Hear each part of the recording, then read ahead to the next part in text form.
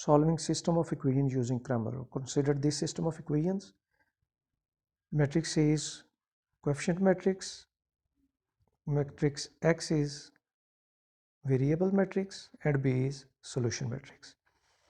So while solving this system using Cramer's rule, we have to find the values of all three variables x1, x2 and x3, and the formula for computing x1 is determinant of a1 over determinant of a, x2 will be determinant of a2 over determinant of a, and x3 will be determinant of a3 over determinant of a. What are these a1, a2 and a3s? A1 is, in matrix A we replace first column by the solution column, and this will be the matrix A1, and then we find the determinant of A1. In A2 we replace second column of A by the solution column, and hence we get A2, and for A3 we replace third column of A by the solution column, and then we get A3.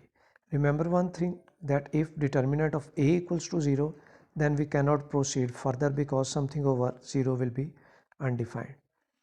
Here is question number 17 from the same exercise, exercise 2.1.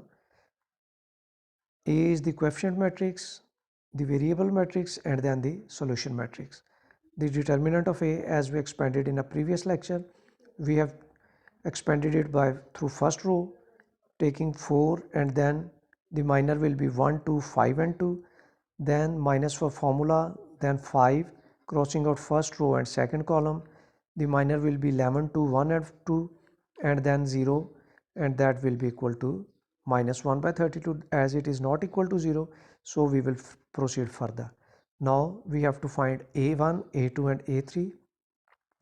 In A1 we replace first column of the matrix A by our solution column 2, 3 and 1. So we get A1 taking its determinant, and that is equal to minus 36. Then A2 replacing second column of A by solution column, and then for A3 replacing third column of A by solution column.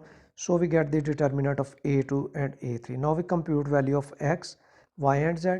In formula we have written x1, x2 and x3. Here the variables are x, y and z.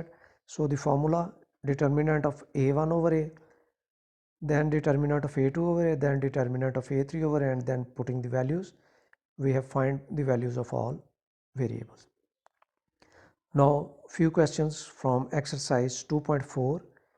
Question number 3 up to 13, they are same like we have done in exercise 2.1, just to evaluate the determinant. And here the evaluation of 2 by 2 determinant, a minus 3 multiplied by a minus 2 minus 5 into minus 3, and this is the determinant of A. Then question number 8 of this same exercise, evaluating this determinant. I have skipped the step of taking minors. I have directly taking their answers. You can practice this by taking the writing the minors as well. Then question number 13, find all values of lambda for which determinant equals to 0. Here it's given that determinant is equal to 0. So we have computed the determinant. Its answer is lambda minus 4 into lambda square minus lambda minus 6. As it's given that determinant is equal to 0, so putting this value equal to 0 and finding the roots of this, and that will be lambda is equal to 4, lambda is equal to 3 and lambda is equal to minus 2. Question number 18 of exercise 2.4, solve for x. Remember one thing, that it's not mean that determinants are equal as we say that matrices are equal in the definition of equal matrix. Here we have to compute the value of x.